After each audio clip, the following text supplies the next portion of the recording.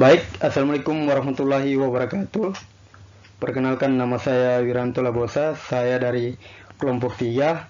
Saya akan membahas tentang materi konsep dasar tentang negara. Konsep dasar tentang negara. Secara umum, negara adalah organisasi tertinggi dalam suatu kelompok masyarakat yang memiliki kekuasaan untuk mengatur kehidupan masyarakat di wilayah tertentu. Unsur-unsur pembentukan negara terdiri dari: 1.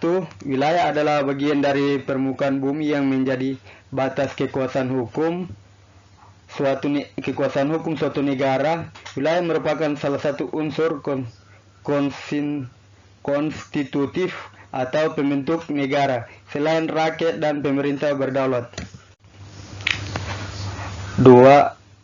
Rakyat. Pengertian rakyat adalah sekumpulan orang yang secara tetap tinggal di dalam wilayah suatu negara dan berada di bawah kekuasaan pemerintahan negara tersebut. Rakyat merupakan salah satu unsur utama pembentuk negara bersama wilayah dan pemerintahan yang berdaulat.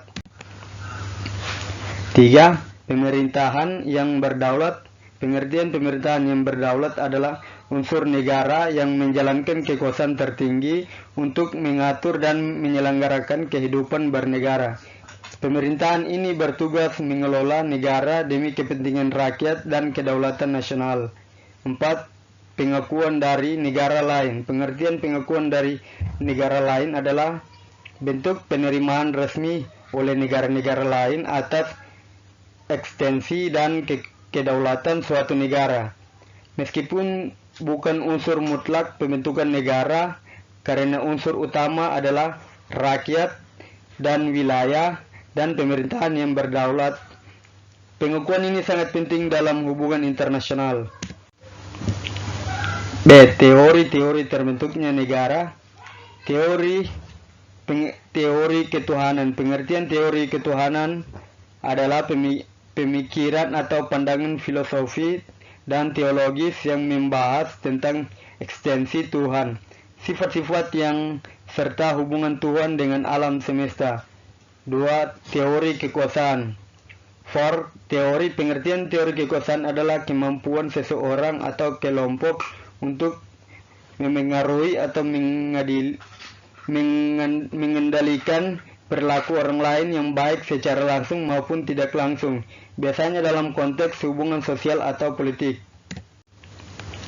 3. Teori perjanjian masyarakat.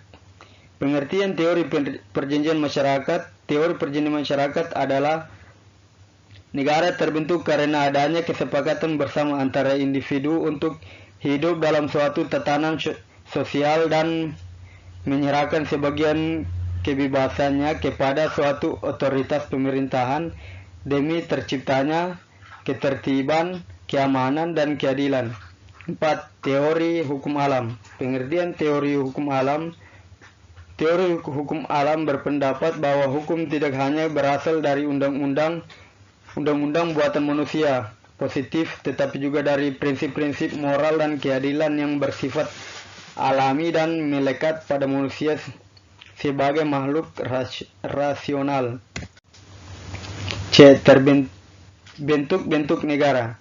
Negara kesatuan unitaris. Pengertian negara kesatuan unitaris adalah bentuk negara yang kekuasaan pemerintahan pusatnya bersifat tunggal dan menyeluruh. Artinya hanya ada satu pemerintahan pusat yang memegang kedaulatan dan mengatur seluruh wilayah negara termasuk daerah-daerahnya. Lanjut. 1. Hanya ada satu konstitusi undang-undang dasar. 2. Hanya ada satu kepala negara dan satu pemerintahan pusat. 3. Kedaulatan tidak terbagi, semua kekuasaan berasal dari pemerintahan pusat. 4. Daerah hanya menjalankan otonomi sebatas yang diberikan pusat. 5. Sistem hukum, ekonomi, dan administrasi seragam di seluruh wilayah.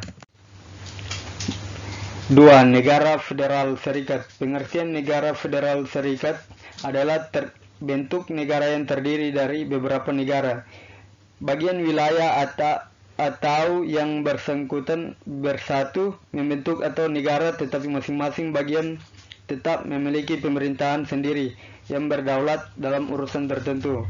Ciri-ciri negara federal: 2 tingkat pemerintahan, pemerintahan pusat federal dan pemerintahan negara bagian. Konstitusi tertulis yang mengatur pembagian kekuasaan antara pusat dan negara. Setiap negara bagian memiliki pemerintahan sendiri, undang-undang sendiri, bahkan terkadang bendera dan lambang sendiri. Hubungan antar negara dan agama sangat bergantung pada ideologi dan sistem hukum. Negara tersebut secara umum terdapat beberapa pola hubungan. 1. Negara sekuler. Pengertian negara sekuler adalah negara yang memisahkan secara tegas antara urusan agama dan urusan pemerintahan. Agama tidak menjadikan dasar hukum atau kebijakan negara. 2. Negara teokrasi. Pengertian negara teokrasi adalah negara yang menjadikan agama sebagai dasar utama pemerintahan. Pemimpin negara bisa berasal dari kalangan pemuka agama atau dianggap sebagai wakil Tuhan. 3. Negara dengan agama resmi. Semi-teokrasi atau negara beragama. Pengertian negara ini mengakui satu agama tertentu sebagai agama resmi negara, tetapi memberikan ruang bagi agama lain. Agama resmi dapat memengaruhi hukum dan kebijakan, tetapi tidak sepenuhnya menjadi dasar pemerintahan.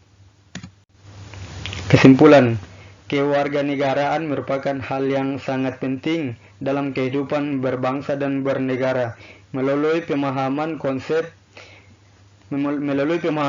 dasar kewarganegaraan, kita dapat mengerti bahwa hubungan antara individu dan negara tidak hanya bersifat hukum, tetapi juga sosiologis dan emosionalis. Cara memperoleh kewarganegaraan Indonesia telah diatur dalam Undang-Undang Nomor 12 Tahun 2006 yang memberikan beberapa kelahiran, pengangkat, dan naturalisasi.